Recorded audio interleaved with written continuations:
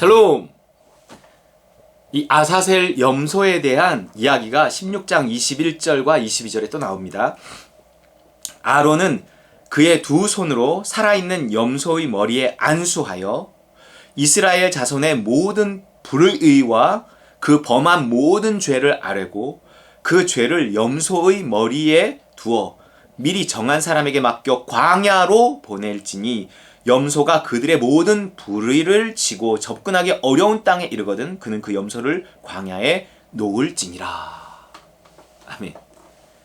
염소에게 다 죄를 전가해서 그 죄를 광야에 놓아서 광야에서 점점 멀어지게 하는 거죠. 우리 죄가 점점 멀어져 가는 것입니다. 위치적으로는 단번에 제단에서 되지만 실제적으로는 광야에서 된다는 거예요. 여러분, 그래서 우리에게는 광야 학교가 필요한 것입니다. 애국과 가나안 사이, 세상과 천국 사이 우리에게 안식이 주어지고 우리에게 행복이 주어지길 때 우리가 원하던 그 모든 것이 있는 젖과 꿀이 흐르는 가나안 땅. 그러나 그 사이에는 연단의 시간들이 있습니다. 이 광야 학교를 잘 졸업해야 우리가 원하는 그 어떤 것이 있는 곳에 이른단 말이에요. 여러분이 무엇을 원하든지 원하는 것이 다 다를 수 있잖아요. 심지어 돈을 주시더라도 여러분이 광야에서 무슨 돈이 필요합니까? 사 먹을 데도 없는데. 이 가나안 땅에서 필요한 거란 말이에요. 가나안 땅에서. 그렇기 때문에 하나님께서 우리가 이 광야 훈련 학교를 잘 마치면 이 젖과 꿀이 흐르는 가나안 땅에 들어가게 하셔서 우리에게 필요한 것들을 주셔서 또 우리에게 또 넉넉히 공급하셔서 광야는 일용할 양식만 있는 곳이지만 거기는 그렇지 않단 말이에요. 내가 노력한 만큼 수확할 수 있는 곳이란 말이에요. 하나님이 내가 믿을 수 있다고 여기실 때 나에게 무엇인가를 맡기실 수도 있어요. 내가 원하던 그 자리에 오를 수도 있고 내가 원하는 그 물질을 또 얻을 수도 있고 그런 거예요. 왜냐하면 다 하나님 나라 확장을 위해 필요한 것들이거든요. 이 가나안 젖과 꿀이 흐르는 가나안 땅이라는 것도 들어가서 그냥 내게 되는 것이 아니라 전쟁을 통해서 싸움을 통해서 그걸 확장하고 이 가나안 7족속 이거 다 쫓아내고 이렇게 하면서 정복해야 되는 거거든요. 그 싸움에 필요한 것들을 또한 주신다는 거예요. 우리의 싸움은 끝이 없지만 그래도 내가 이기는 법을 배우고 싸우면 이기는 싸움은 싸움이 아니죠. 싸움이지만 싸움이 아니죠. 그 이기는 싸움을 하기 위해 이기는 자가 되기 위해 우리는 이 광야에서 끊임없이 훈련받는 것입니다. 지금의 우리의 모든 이 고생, 가난, 시련, 코로나 다 이 광야 훈련 학교에서 있는 거예요. 똑같이 코로나 상황 속에 있어도 어떤 사람이 이 코로나가 너무 힘든 사람이 있고 어떤 사람은 별 힘들지 않은 사람들도 있단 말이에요.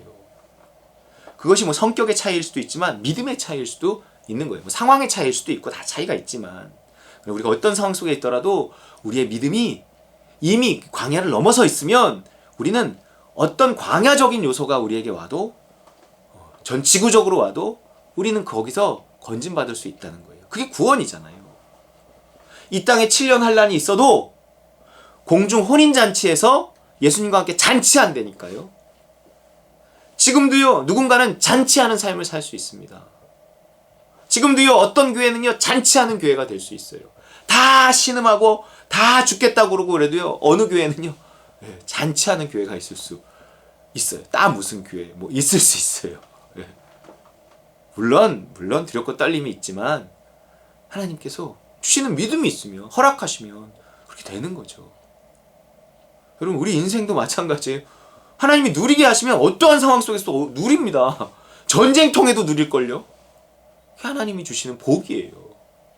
다 어렵다 그럴 때 특히 누려야 원수의 목전에서 이 상을 베푸시는 그 하나님을 만나게 되는 거예요. 그게 더 달게 느껴져요. 더 행복하게 느껴지고요. 더 큰 선물로 느껴져요.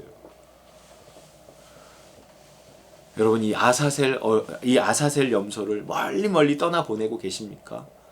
오늘도 점점 더 내가 죄에서 자유로워지고 점점 더 내가 의의 메인 삶을 살아가서 매였다 그래서 이렇게 부정적인 단어가 아니에요. 의의 메인 삶. 사랑하면 의의 메인입니다. 왜 사랑을 합니까? 사랑하면 부자유해지는데, 사랑하면 사랑하는 사람을 위해서 내 모든 것을 맞춰야 되는데, 그럼에도 불구하고 사랑의 메인 삶을 사람들이 선택하는 이유는 그것이요, 율법의 메인 것이 아니라 사랑에 매였기 때문에 선택하는 거예요.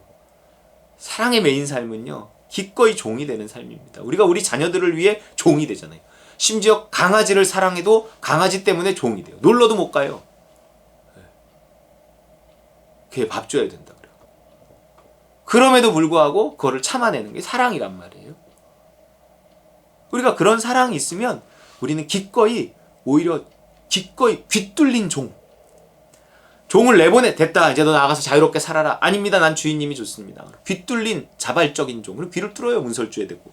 귀뚫린 종이 있어요. 우리는 다 귀뚫린 종이란 말이에요. 자유하나 그 자유로 죄를 짓는 데 쓰지 말고 사랑으로 서로 종 노릇하라는 거예요.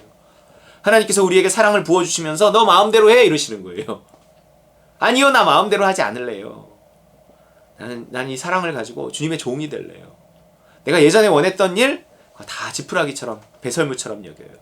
나는 이제 주님의 사랑이 나에게 지시하시는 바 그 일들을 하고 싶어요. 복음을 전하고 싶어요. 교회를 섬기고 싶어요. 선교하고 싶어요. 전도하고 싶어요. 교사하고 싶어요. 이런 거예요. 청소하고 싶어요. 애찬해서 내가 맛있게 우리 성도들을 대접하고 싶어요. 오케이. 그 얼마나 귀찮고 힘든 일입니까? 그런데도 그것이 기꺼이 감당되어질 때 복받은 사람입니다. 복받은 사람이에요. 하나님이 누구에게 복을, 도대체 교회를 다닌다는 게 뭐예요? 하나님이 살아있다는 걸 믿는다는 거죠. 하나님이 살아있다는 걸 믿는다면 믿음에 합당한 뭔가를 해야죠. 하나님 기뻐하시는. 왜 아무것도 안 해요? 아무것도 안 하면 아무것도 없습니다. 아무것도 없는 사람은 결국 벌 받아요. 나중에 너 왜 아무것도 안 하냐고 그러고 맞아요. 나중에 뭐라도 해야 됩니다. 이거 되게 중요해요. 네. 교회 목사기 때문에 하는 말이 아니에요. 나는 복 받는 법을 알아요. 어떻게 해야 복을 받고 어떻게 해야 우리 자녀들이 잘 되는지. 당신이 어떻게 되나 두고 봅시다. 두고 보세요. 하나님이 나에게 복을 주실 거예요. 우리 교회에 복을 주실 거라고 난 기대하고 소망하고 바라고 그러고 있습니다. 여러분, 그것이 죄를 이기고 의를 행하는 삶, 믿음을 따라 사는 삶의 결론이에요. 믿음의 결국 영혼의 구원을 받음이라. 우리 영혼이 점점 자유로워지는 거예요. 믿음을 따라 하나님에게 점점 더 가까이 가면 그분의 사랑이 우리 안에 더 부어지고요. 하나님의 사랑이 부어진 피조물, 하나님의 사랑이 부어진 그 영혼, 그 안에요 진정한 기쁨과 자유가 있습니다.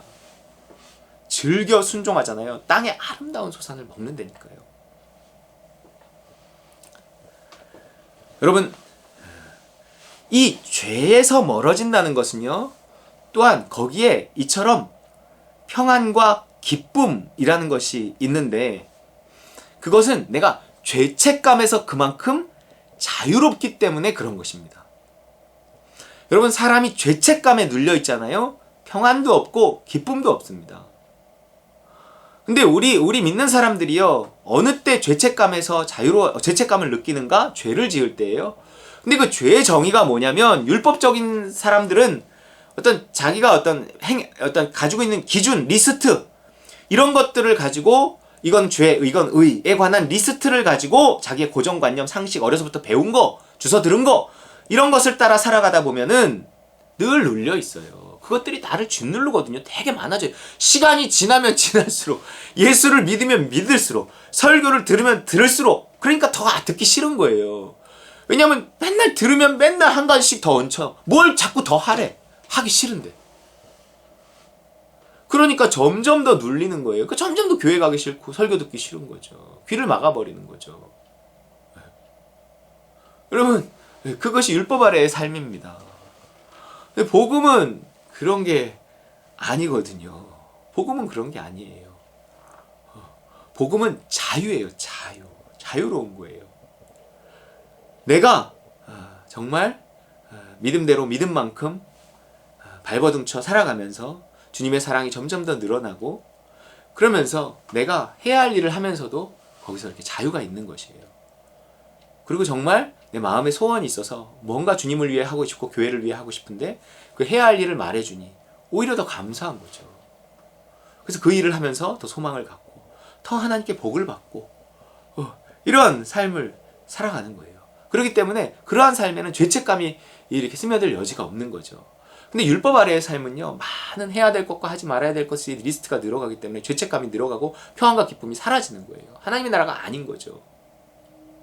그러나 내가 믿음을 따라 삶을 살아가면, 그래서 죄가 점점 더 멀어지고 의가 점점 더 기꺼이 행할 수 있는, 기꺼이 행해야 의예요.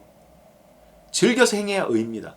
의가 점점 늘어나면 나는 점점 죄책감에서 이렇게 자유로워진다고요. 믿음이 자라나면 자라날수록 나는 죄책감에서 자유로워지는 것입니다. 내가 믿음 안에 있으면 있을수록, 이거 그리스도 예수 아니라 그러는 거예요. 내가 그리스도 예수 안에 있으면 있을수록 우리는 정죄함이라는 것이 없는 거예요. 정죄함이 뭐냐면 죄책감이에요. 너 죄인이야! 이거 정죄함이잖아요. 나 죄인이야! 이거 정죄함이에요. 죄책감. 예수 믿는 사람들이 항상 이 죄책감에 눌리니까 모든 죄가 사해졌어! 우리한테로 와! 뭐 이런 구원파 같은 교회가 생기는 거예요. 아니에요.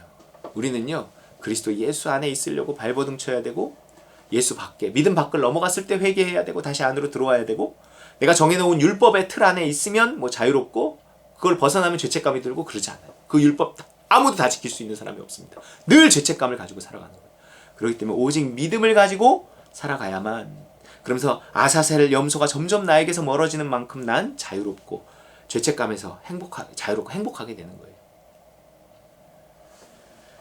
로마서 8장 1절, 그러므로 이제 그리스도 예수 안에 있는 자에게는 결코 정죄함이 없나니, 늘 강조하는 구절입니다. 여러분, 그리스도 예수 안에서, 믿음 안에서 이 아사셀 염소를 점점 멀리 떠나보내면서 우리는 점점 더 하나님의 나라, 그 대속죄일의 기쁨, 그 행복, 그 자유함 받아 누린 저와 여러분 되시길 주의 이름으로 축원합니다.